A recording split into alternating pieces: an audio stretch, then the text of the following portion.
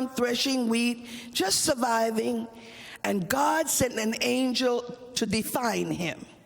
And only God can define you. It's not what you feel about yourself.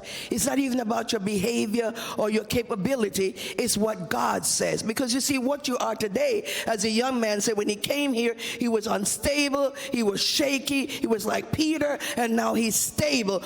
Only God knows what we're going to be 5 years from now.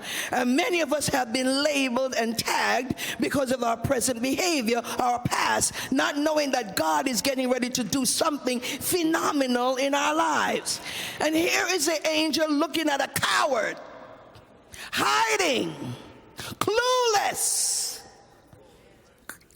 to where you're going. You think you know where you're going, and you sit down and you write your 5-year plan for your life, and you write it out and you strategize, and I want to do this at this age, I'm going to do that at this age, and I'm going to get that done. And then all of a sudden your life is turned upside down because it's not your life in the first place. And God has a nasty habit of turning things upside down. He has a very, very strange way of waiting until you get all your ducks in a row, and then he comes and he kicks it over. He has a strange way after you get through putting the round peg in the round hole and the square peg in the square row. He comes with an oblong peg and putting it in a round hole and blowing your mind. That's the kind of God that you serve. I would suggest that you just open your eyes this morning and expect an interruption. Here is Gideon getting ready to have an interruption. An interruption to his little plan. Gideon is just trying to survive, just trying to keep his life together, just trying to get some food, just trying to make it like most of us. And here God comes by and calls him by a phrase that is not indicative of his character. It is out of character for God to say, "O thou mighty man of valor." How can you call a coward a man of valor? The last time I looked up valor, it means courageous. It means spirited. It means somebody who is impetuous, somebody who is not afraid of taking the bull by the horn, somebody who has looked the enemy in the eye like David and said, "Who is this uncircumcised Philistine that has come to defy the armies of God?" So somebody who doesn't back up, but somebody who steps up to the plate and gets the bat ready to hit a home run. But here is a man hiding, a coward, and here is the voice of God. "O thou you who are hiding, you are a mighty man of valor." And Gideon said, "Who, me?" Looks around. "Who are you talking about?" He had issues. My family is a poor family. My family is not a prominent family.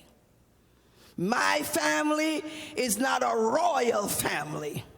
And even in the family, I'm the least. Now, you know the boy has problems now because he has all kinds of insecurities.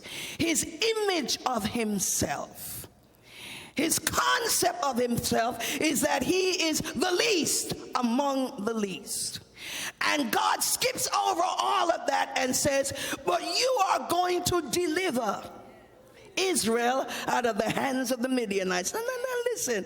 This is mind-boggling, the kinds of things that he tells people who are inept, people who are insecure, people who are confused, people who are messing up, people who are not getting it right, people who are running, people who are hiding, yet he gives them an assignment. Come on, I wouldn't give Gideon an assignment. I would say, "Look at this coward. Who needs a coward? He can't do anything. I'll go find me a big man, a burly man, a man that's ready to fight, a man that can slap somebody down and put his foot on their neck." I wouldn't call Gideon a mighty man of valor, and I wouldn't include him in my army. But that's my eye.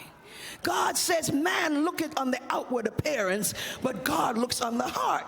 And many of you feel like you've been skipped over and ignored because of what you have done, because of how you behave, because of how inconsistent, but you're the very candidate that God is after this morning. You're coming out of hiding. I'm getting ready to give you an assignment, and your assignment is going to change history. Your assignment is going to change the course of events. I feel it in my toes this morning that this legacy celebration celebration is not just a celebration of legacy that's going to come later on. It's getting ready to be activated right now. 300 men getting ready to take a nation to another level. Come on and put your hands together. I want to hear you praise him. Oh, come on, praise him. And don't try to look around to figure who. When Samuel went down to Jesse's house, Samuel looked at the first son, and he was tall and impressive. Looked at the second son, looked like he had muscle. Looked at all the other sons and thinking that they had the persona, they had the look. And God said to Samuel, I don't want any of this. He didn't even say these, he said this. This kind of spirit can't fight in my army. This kind of spirit cannot lead my people. Is there another one in the house? Is there somebody else here? And he said, yes, I got him. Who is he? I got him out there singing, sitting up under a tree, making melody to God, giving God glory, smelling like a sheep, looking like a shepherd. Bring him on up in here, because that's the one I want to slap my hand on, and that's the one I want to grease down, and that's the one I want to take Israel into his glory. And I believe that God sent me here, interrupted my life, got me up, got me out my house 4:30 this morning to get on a plane to tell somebody you're coming out of hiding, because God is getting ready to use you for the next season. Tell your neighbor there's a next season in Straight Gate.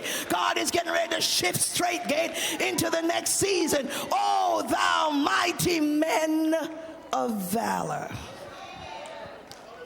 Now listen, when God speaks like that, and it's so contradictory and so obviously ridiculous, we get crazy, and we need confirmation. We get almost out of our minds. So Gideon fleeced. Only cowards fleece. There's nothing wrong with saying that I'm a coward. I've been a coward many times. God, I need confirmation. God, I need a prophecy.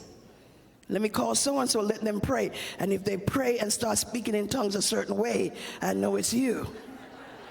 God, let me run into somebody. Let me go to a church and somebody will call me out and lay hands on me, and then I know it's you.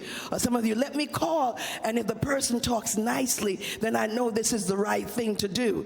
Let me call, and if they answer the phone on the third ring, then I know it's God. Oh, come on. We do all kinds of things to be assured. Because what God is asking and where we are, we cannot comprehend that this great God could reach so far down and pick up somebody like me and you to use them in this great manner. This is not an ordinary assignment. This is not something where you sweep the carpet or you empty the garbage. This is changing a nation.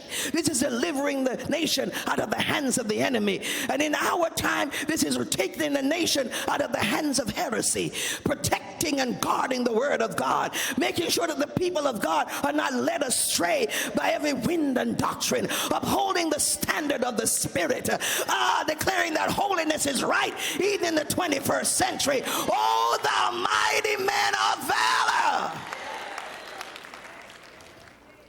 So Gideon he fleeced a couple of times, and of course God understood his feeble heart and granted his request. And then after that, he gave him instructions. And I'm just going to go through the instructions and I'm finished. He got up early in the morning, and the usual thing is to get the men. There's a census, and so he gets the fighting men, 40 years and up, fighting men, and he gets them. And they were, 32,000.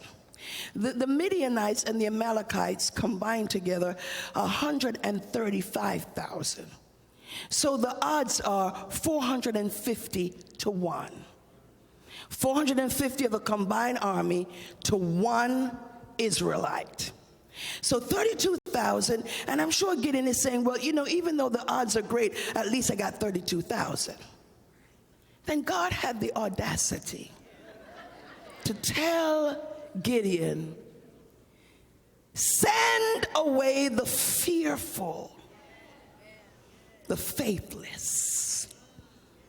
the insecure, the shifty,